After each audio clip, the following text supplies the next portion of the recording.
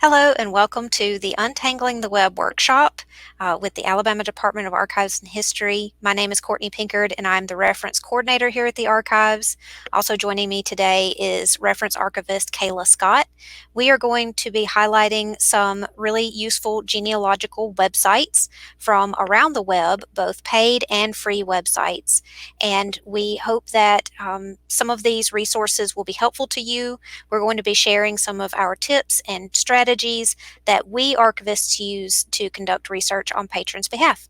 So I'm going to hand it over to Kayla, and then I will be rejoining you shortly. Take it away, Kayla. Thank you, Courtney. Welcome to today's workshop. As mentioned, my name is Kayla Scott, and I'm a reference archivist here at ADAH. This first session will cover how to search Ancestry.com, FamilySearch.org, FindAgrave.com, Newspapers.com, and the Encyclopedia of Alabama, as well as what these sites have to offer. For your reference, Ancestry and Newspapers.com require a subscription, but you can access them for free by visiting the research room here at the Archives. First, let's look at Ancestry.com. The site offers a wide variety of records from all over the U.S. and some additional countries. Records can include marriage, military, death and burial information, as well as census records and much, much more. Here is Ancestry.com's homepage. To use the Begin Searching feature, click on the Begin Searching button on the home page.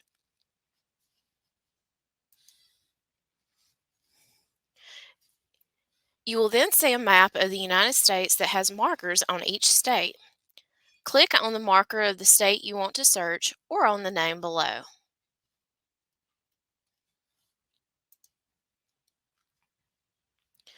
You will then see a partial list of collections to the right with See More About Alabama at the top. Click on that link and you will get a full list of Alabama collections.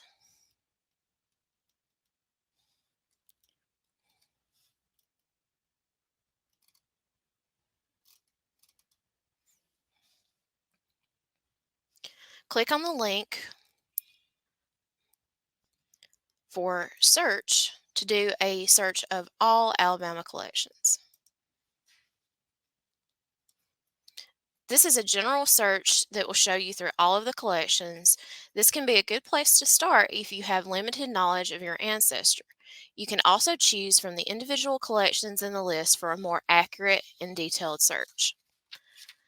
So let's begin by doing a general search of records. I'm going to use Joseph Humphrey Sloss as my test case. He served as a U.S. Congressman during the Reconstruction period, so there is quite a bit of information to be found on him.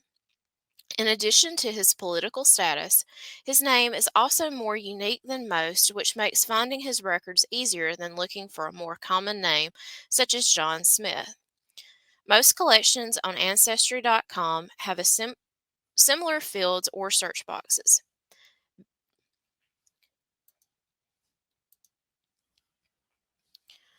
So I begin with the name, Joseph.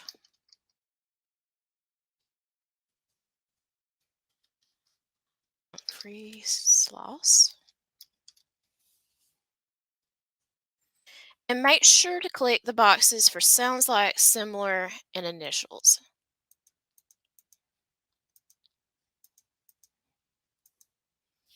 To make sure the search results catch all possible matches. I'll then enter the birth year, 1826.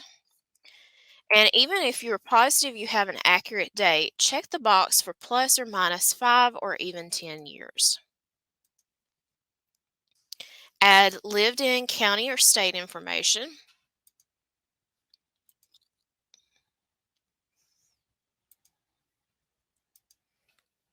You typically don't want to start out with checking the exact to this place box for county searches, but you do have the option.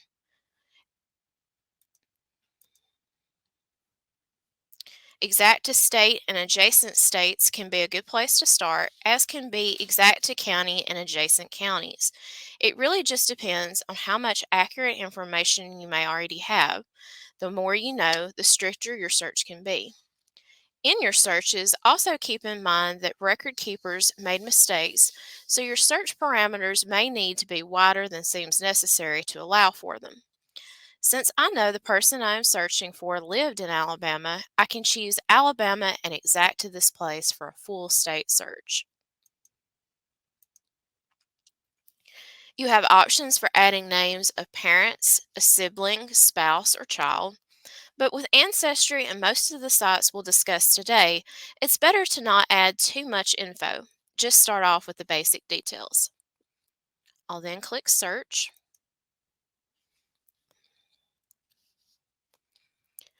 So here at the top of the search results, you will see an entry for Found in Ancestry Trees. Be very cautious of any information that may be included in family trees such as this.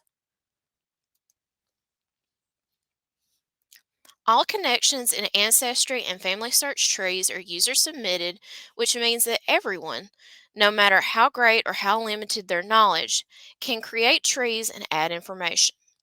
These trees can sometimes provide great leads, but be sure to verify information they contain and confirm the links between ancestors for yourself.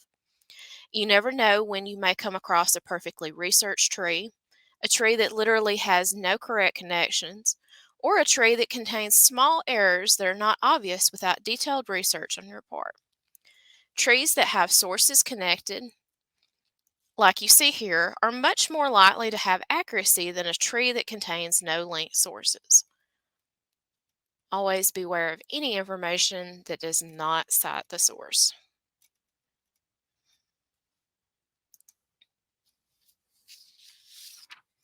Going back to the general search results, you can view the individual results by clicking on them.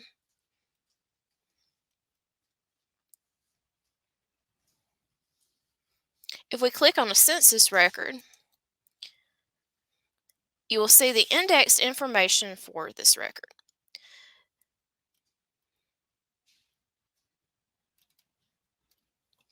This is a good match for the person I'm looking for. Names for his wife and children that I have found in other documents match, as does the approximate age. I want to print this page, so I'll go up to the printer icon here, which then allows me to print as I would print any web page.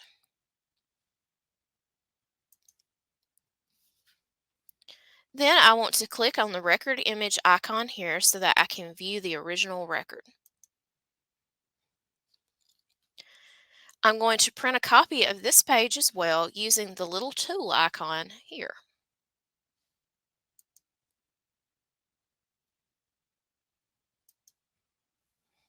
The print options box will give you hints about how best to orient the document. Landscape for wide documents, portrait for long documents. You click Continue, Print, and you're done.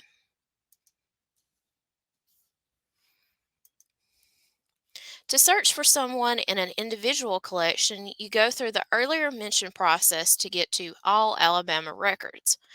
I will then click on an individual collection, such as the 1870 census.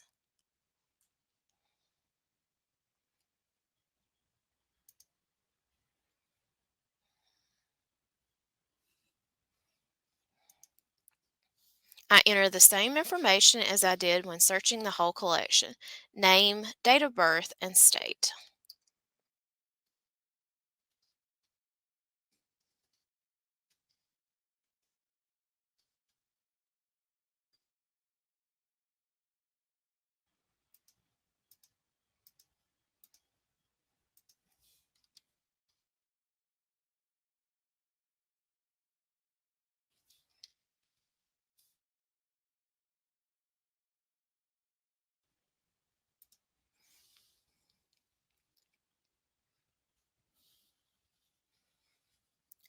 I then get this one result and click View Record.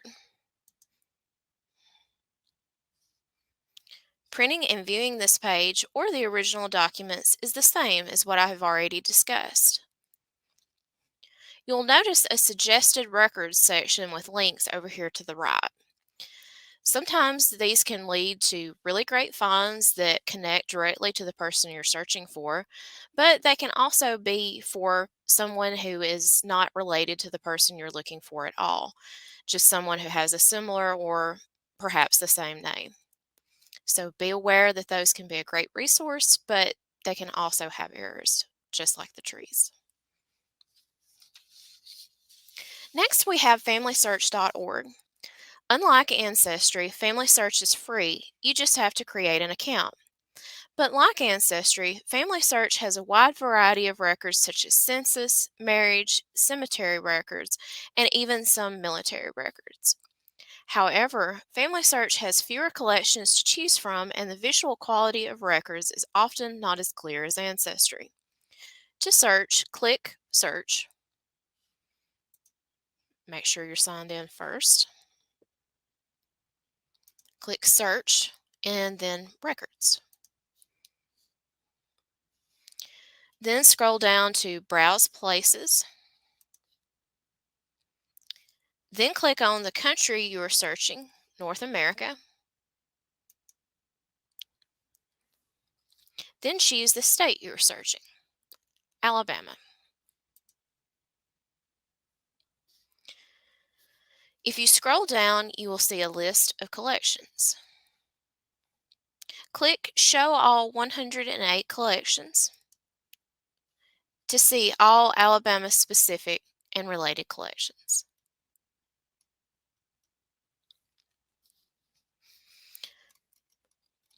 The collections that have camera icons beside them include images of the original records.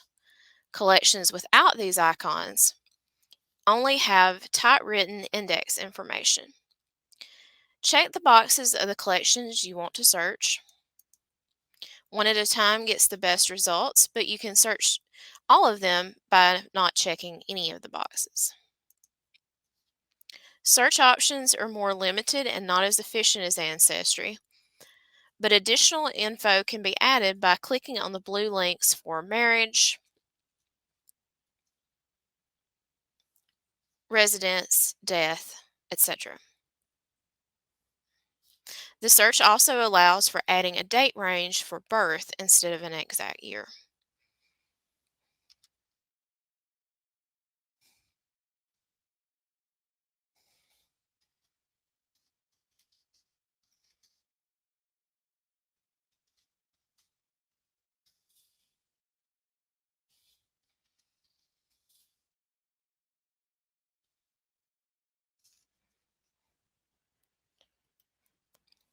Once you find a record you wish to view, click on the blue text of the name, then click View Record.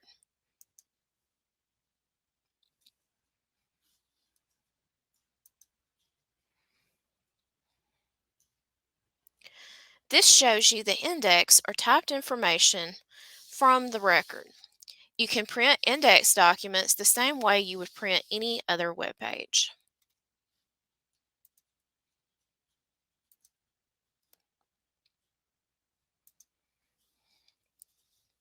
To view and print original records, click the Image or View Original Document link.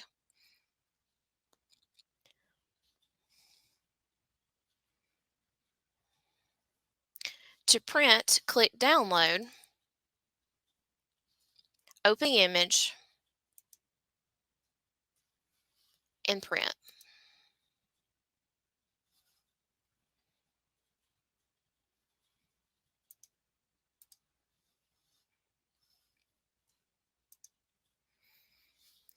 While you can simply print the document from the original screen, it will be smaller, harder to read, and will include messy text if you print without adding the download step.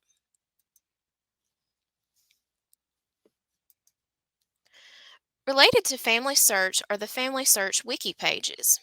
These resources can provide great leads about where to find different types of records for the state and counties you are researching. You can find Alabama's main FamilySearch wiki page by doing a Google search or following the link in the comments. The main wiki page for each state provides links to pages that give more information about searching for things like military, land, cemetery, court, tax, and census records, just to name a few. The Alabama clickable map that you see here allows you to click on a county or the county name links below the map to find out more about records for each individual county.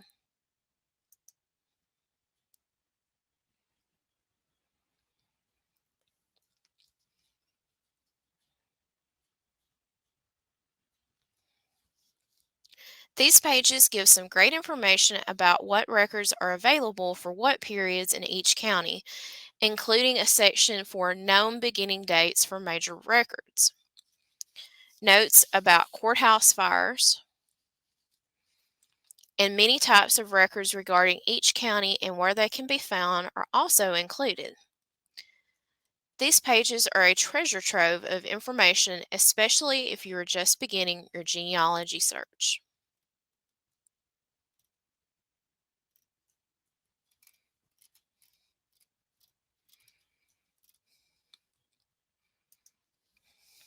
Findagrave.com is a free website that includes user-submitted info for over 190 million graves. To search, fill in the links at the top with name, birth date, and cemetery location. Remember, if you begin with narrow search terms and don't initially find what you're looking for, search surrounding counties, widen your search to include the entire state, or add additional years to the birth date search, etc. I have first, middle, and last name. His birth year, 1826, plus or minus 10 years. I'm not sure what year he died, so I'm going to leave that blank. And then I have the state where he should be buried. Click search. For my search, there is only one possible result. This can be rare, as most names can be common enough to give you anywhere from 10 to even 100 or more results that you will need to comb through. This entry includes photos of the gravestone and the deceased, as well as links to potential family members. Just because graves are linked to each other like these are here does not mean that they are definitively kin to each other.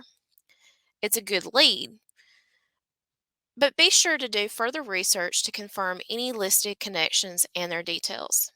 Census records are great sources for gathering or confirming names of family households. In this case, the wife is correct, and her entry even includes an obituary.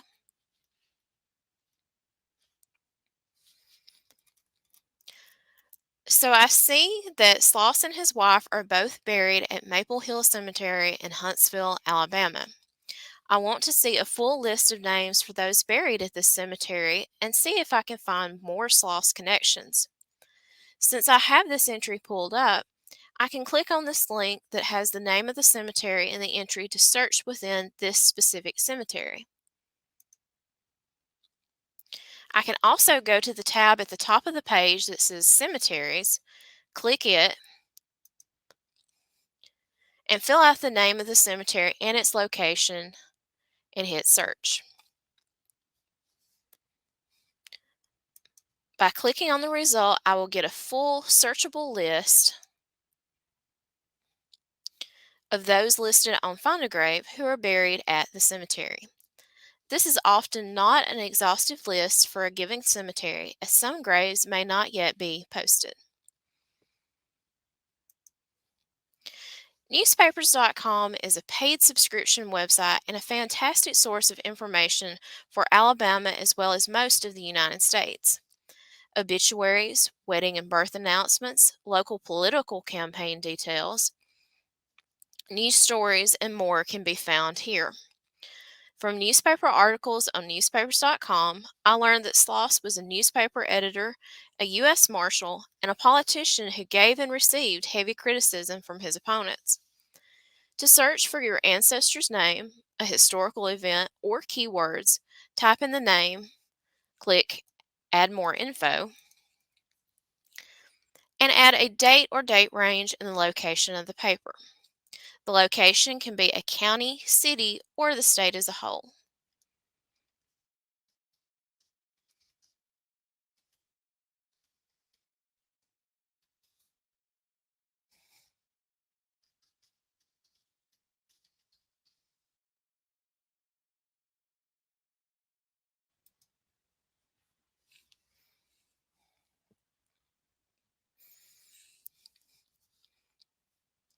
These are my search results.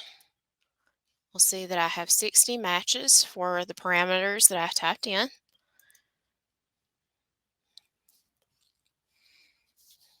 This first article in the January 4th, 1905 edition of the Huntsville Weekly Democrat is a birthday observance from the editors of the paper. I want to print this article, so I'm going to click Print Save, select portion of page, then drag the box to cover the article I wish to print. You want all of the text that you wish to print highlighted in this box, and then click Print.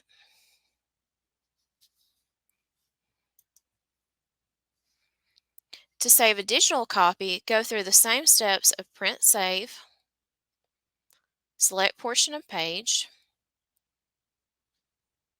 highlight the article you wish to print, or in this case save, click Save, and then choose as your file format JPEG or PDF.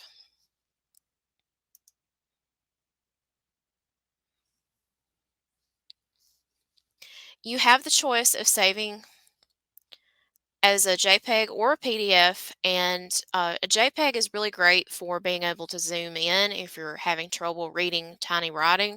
A PDF is best for storing the document as a document. Besides searching for names and keywords, you can search for specific newspapers. Click the Papers tab, and you can search by state, date ranges, and look for papers that include county and community names. You can search multiple states at a time or for specific newspaper titles. I typed in Huntsville, Alabama, and there are 11 papers containing those words. Each has various date ranges. By choosing one, the Huntsville Weekly Democrat, I can then limit my search to this one specific paper. I can search through entire editions by date or search for specific names within the editions.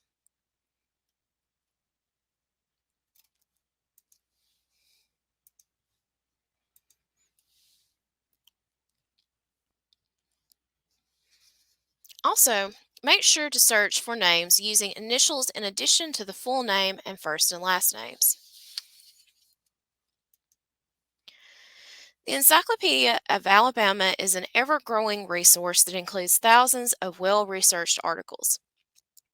County and city histories, biographical sketches, and historical events are just a portion of what the encyclopedia can offer. The search is simple, with articles easily found with keyword, name, and title searches. I've already typed in Madison County here.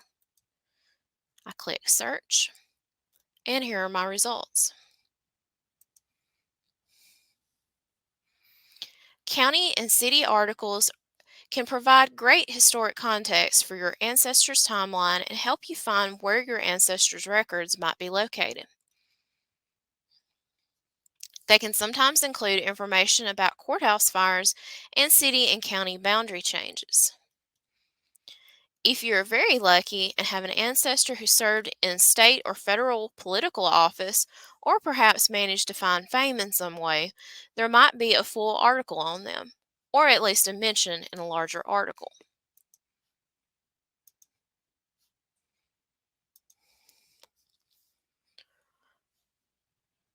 For Joseph Humphrey Sloss, there is a full article on his life that mentions the names of his parents, siblings, wife, children, places he lived, jobs he held, birth and death dates, and so much more. The amount and type of info will vary by article. I previously completed a research request on Mark H. Petway of Wilcox County. In doing a search for info on Mr. Petway, I found him mentioned in an article on Gee's Bend as a plantation owner. You never know what information you might find, so searching for family names and surnames is definitely worth your time. For those who are interested in military records, such as those from the Revolutionary War of 1812 and American Civil War, we recommend the subscription website Fold3, which is available for free in our research room. We'll be covering an overview of the information that is available for each war and how to search Fold3 and other sites for military records in our November Land of the Free, Home of the Brave workshop. Stay tuned to our social media posts for more information. So I know we have covered a lot of information in a short amount of time. If you have questions, please feel free to email me at kayla.scott@archives.alabama.gov. I'll now turn things over to Courtney for the second half of our presentation. Courtney, take it away. Welcome to the second portion of the Untangling the Web workshop. This portion of the presentation is going to include a look at the resources that are available on the Alabama Department of Archives and History's website. We're going to talk about how you can locate vital records in Alabama, and then we're going to have a comparison between two websites that can be used to conduct land research. The first resource we're going to discuss is the Alabama Department of Archives and History website. There are many valuable resources for genealogical research available for free, including various databases and military records collections. Let's start with a look at the Civil War Soldiers database. To access the database, click Search Our Collections and then select Civil War Soldiers database. With any of our databases on the website, please keep in mind that less is more. If you try to fill in every single box on this page, you're going to limit your results until there's nothing there to be displayed. Instead, I would recommend filling only the surname of the soldier that you're looking for, and then browsing the results that you get from that to find your match. As an example, I'm going to put the surname Honeycutt to find the record of my fourth great-grandfather, Jefferson Jasper Honeycutt.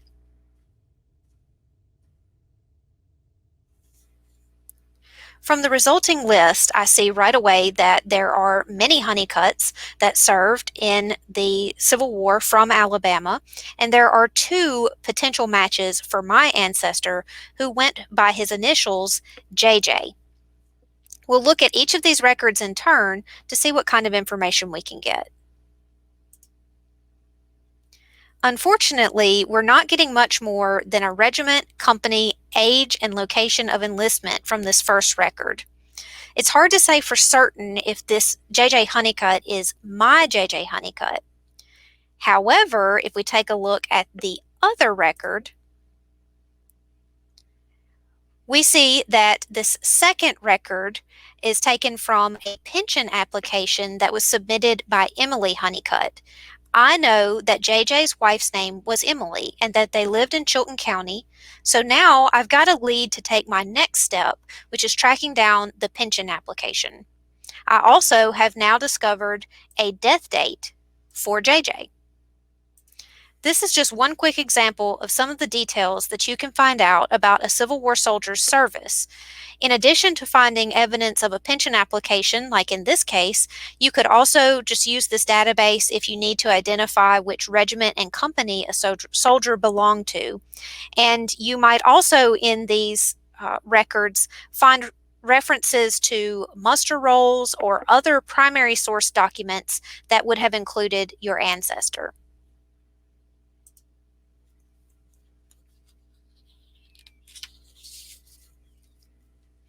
Next, we'll take a look at two versions of voter registration records we have available online. There are two sets of records, and they're presented in two different formats. The 1867 voter registration records have been indexed and entered into a searchable database, while the 1875 voter registration records have not been indexed and are only available to browse. Because these records fall between federal censuses, they can help place men of voting age in a geographic location. The 1867 voter records are also valuable for African American researchers because they were one of the first government documents to list formerly enslaved men by their name. To search the 1867 voter registration records, you can use this database. It looks very similar to the Civil War Soldiers database, and the less is more rule is going to apply here as well. For this example, I'm going to put in a surname and a county in hopes of finding a man named Cyrus Warren.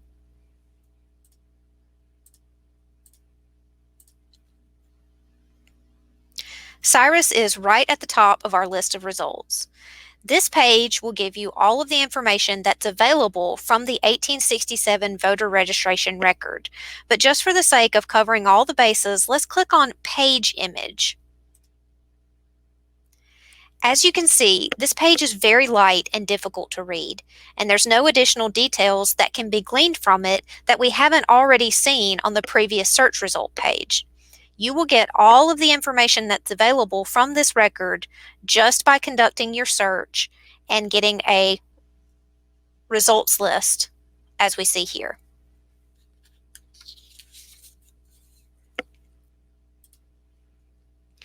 The 1875 voter registration records are available through our digital collections.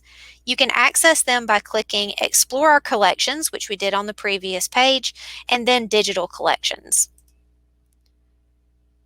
This page is going to have a series of thumbnails that link out to various digital collections. And this page does scale based on the size of the screen that you're looking at it on. So if you're using a computer, it's going to look different from a cell phone screen. And if you're using an iPad, then it'll look different from your phone. So just keep in mind that this is going to look different based on the size of the screen that you're viewing it on. We're going to click 1875 voter registration books. These records are arranged by county. You'll notice that not every county is represented in this list. That's because our collection actually only included records from 32 counties. We do have several counties from the Black Belt represented, so let's see if we can find Cyrus Warren again. I'll select Dallas County from the list and click on the book.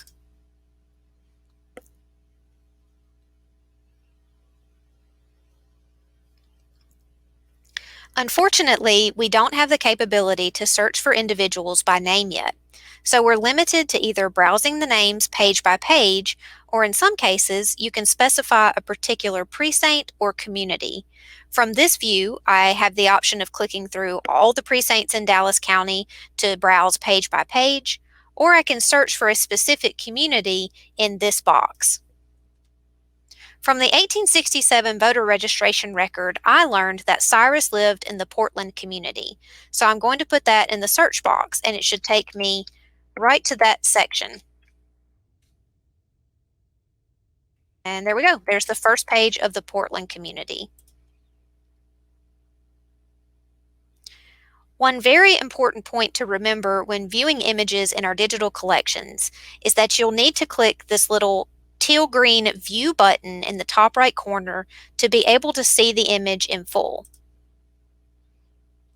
Once you've taken the document full page, you can zoom in using either your mouse wheel or the plus and minus buttons at the top of the screen to make the text on the document larger. To advance to the next page of the document, click the arrows in the top right corner. I've already conducted this search, so I know that Cyrus's name appears several pages in.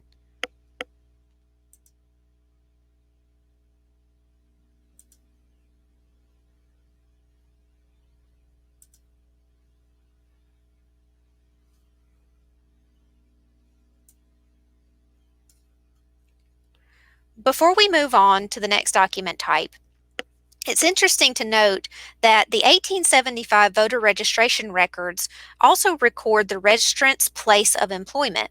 For African American men, this is usually something along the lines of Mr. Smith's place or Keenan's mill, most likely signifying that the registrant is a tenant farmer or laborer on someone else's property. However, next to Mr. Warren's name, we see that his place of employment is listed as his place, which I take to mean that Mr. Warren owned and worked his own land rather than renting or sharecropping.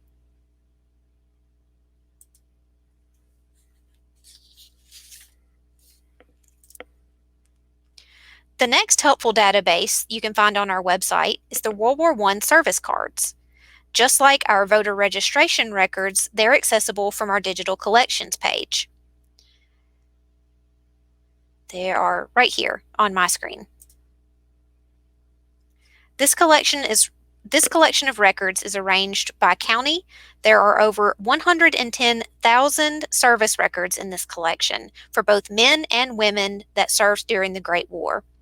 Using one of my research subjects as an example, I'm going to start by clicking on Elmore County. I'm looking for a young man with the surname of Driver, so I'm going to put that in the search box in the top right.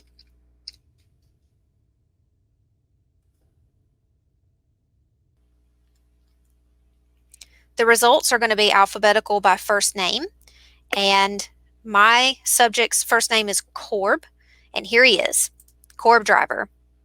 Now remember, we need to click the View button to see the image in full. As you can see, we can glean a lot of information about Corb's World War I service from this card.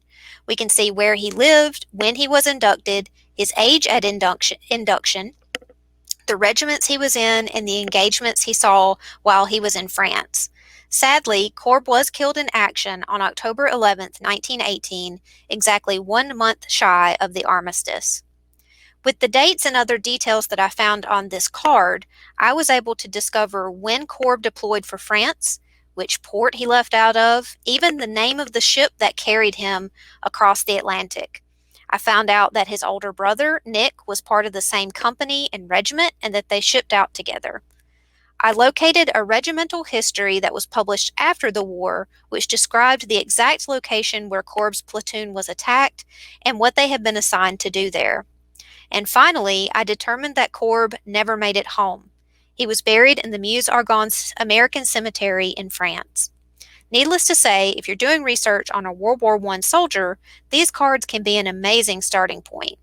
And if you're looking for World War II records or later conflicts, those will be held at the federal level through the National Archives. But that's a story for our land and military workshop. Next, let's talk about vital records. Vital records include birth, death, marriage, and divorce certificates. The Archives does not have access to most vital records as they are held by the Alabama Department of Public Health. The ADPH has a very informative website where you can find out everything you need to know about requesting a copy of a certificate. Note that all county health departments have access to the same system, so you can always place a request in person at the health department location that's closest to you. For a quick example, let's pretend that you need to order a copy of a death certificate. You'll click on Certificates, Licenses, and Permits at the top, then Birth, Death, Divorce, and Marriage from the list. We're looking for a death certificate in this example, so I'll choose that link. From this page, we can learn everything we need to know about ordering a death certificate. Right at the top, you'll see that the state of Alabama started issuing death certificates in 1908, which is also the year that they started issuing birth certificates. We see restriction information next, informing us that under state law, death certificates are restricted for 25 years after the death, and death certificates that are less than 25 years old may only be obtained by the people on this list.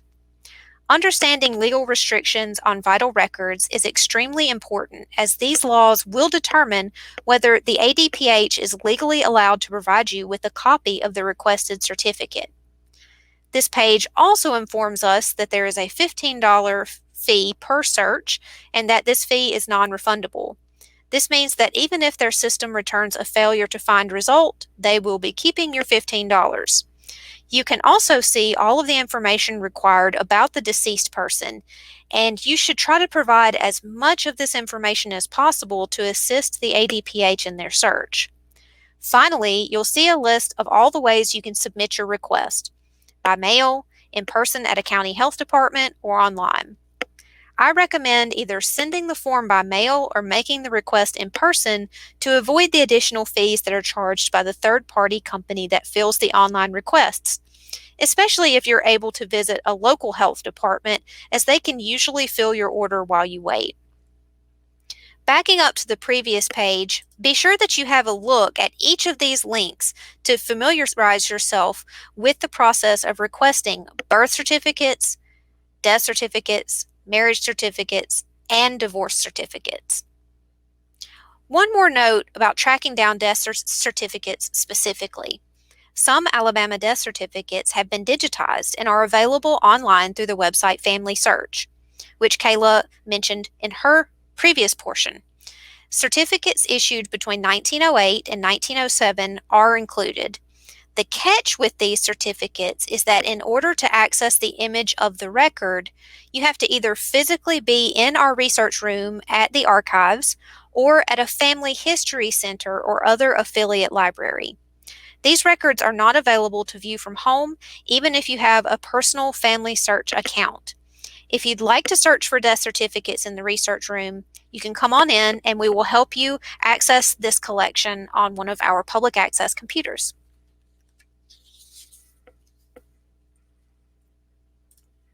Finally, let's take a look at the websites and tools you can use for online land research in Alabama. Now, this is going to be a very simplistic explanation, but Alabama is a public lands state, which means the federal government surveyed our state and divided it up into a grid system, then parceled out the titles to those tracts of land to private citizens as land grants made patent, now just shortened to land patents. Land patents are a good place to start land research because they establish who possessed the land first. And once you've established that initial ownership, you can trace the subsequent owners of the tract of land through deeds and estates at the county level. Also, if you're a landowner in Alabama, it's just kind of cool to find out who originally owned your land. The first website you can use to do land patent research is a free site, and it's operated by the federal government's Bureau of Land Management. This database uses the records from the BLM's General Land Office, and the URL is glorecords.blm.gov. The link we're looking for on this page says Land Patents. You have a few different options for how you search the land patents here. First, you can take a very broad approach and just enter a state and then a county here at the top to see a master list of all the patents issued in that county. Just to demonstrate why this probably isn't the most effective search strategy, I'll pick a random county and we'll see how many results we get. Right away, you can see that we've returned an overwhelming amount of patents for just this one county. We've hit the cutoff that the GLO has imposed on the search, which is 2,000 records. This search is simply too broad to do much good because we can't even view all the possible results. Let's back up and try a different strategy. Now, let's try pairing a county with a name. I know that my husband's great-grandfather patented land in Franklin County, so I'm going to use him as an example. I'll choose Franklin County from the list, and then I'm going to put in his name, William Pinkard.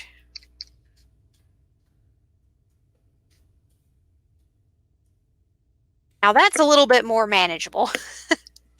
Here we see that William Noah Pinkard patented 3 parcels of land in Franklin County on June 17, 1895. The land is described in the terminology of that grid system that was established by the initial federal survey, and this same system is still in use today for describing lands in Alabama. Using the township range, section, and aliquot given here, we can plot these 3 parcels of land on a modern map today. You can click into the accession number here and see even more information about this patent.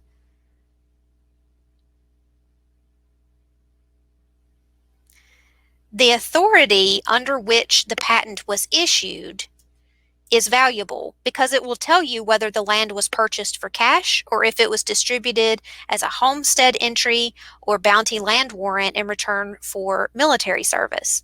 If the land was granted under the authority of a federal act, you should be able to request a copy of the land file from the National Archives. Further down the page, you'll see the total number of acres that were granted in the patent, and then you'll see the legal description here for each parcel of land. There is a mapping feature available by checking the map column under land descriptions, but it's pretty basic, especially once you take a look at the tool that we're going to discuss next. But still, it can show you the township and range, and within that square, the section, and within that square, the individual aliquots on a modern map. Now, going back up to the top of the page, there are tabs across the top that will give you access to the image of the actual land patent certificate in a PDF form. And there are also related documents, which typically will be other patents that were issued in the immediate vicinity of the parcels of land that you're currently viewing. And you can also see the original survey that was conducted back in the early 1800s from this view.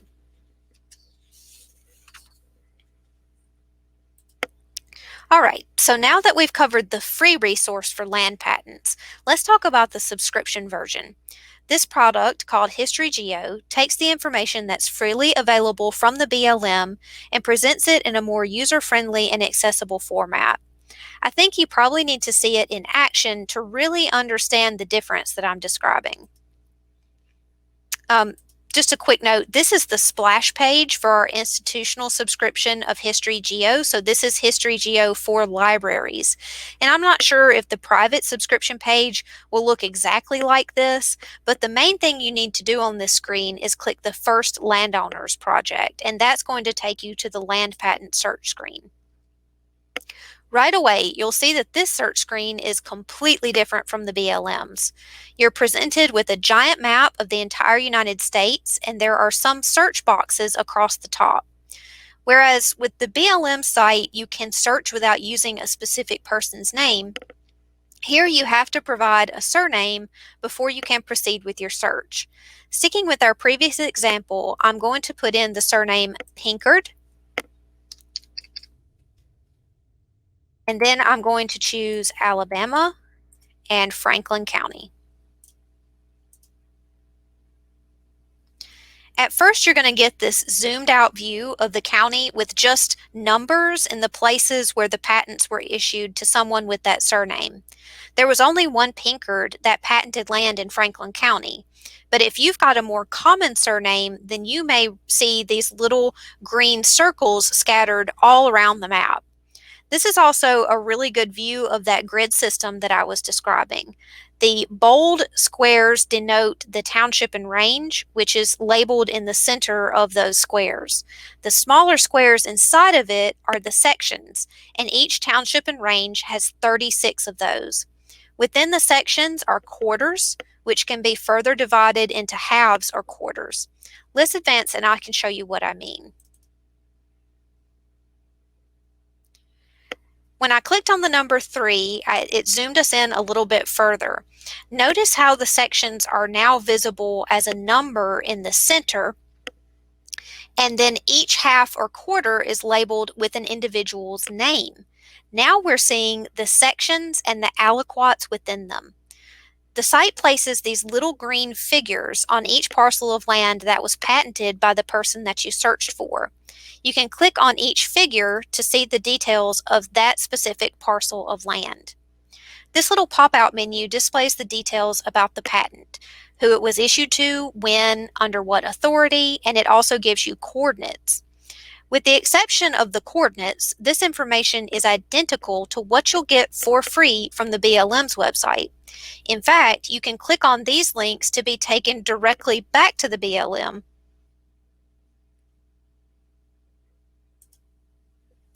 All that History Geo is doing here is extracting the raw data from the Bureau of Land Management and then presenting it in a different, more visually appealing format. One of its really great strengths, though, is that it shows not only the patent that you've searched for, but all the patents that were issued around it. It also gives you the ability to just move around at will, looking at the names of all of these patentees. If that's what you're interested in, then it's a really great visual representation of land patents being issued across time. It's a fun and interesting tool, but it's not really presenting you with any information that you can't obtain for free from the Bureau of Land Management. So that's going to conclude the second half of our Untangling the Web workshop. Thank you so much for joining us today. I hope that you have gotten some informative information from our presentation, and we will see you next time.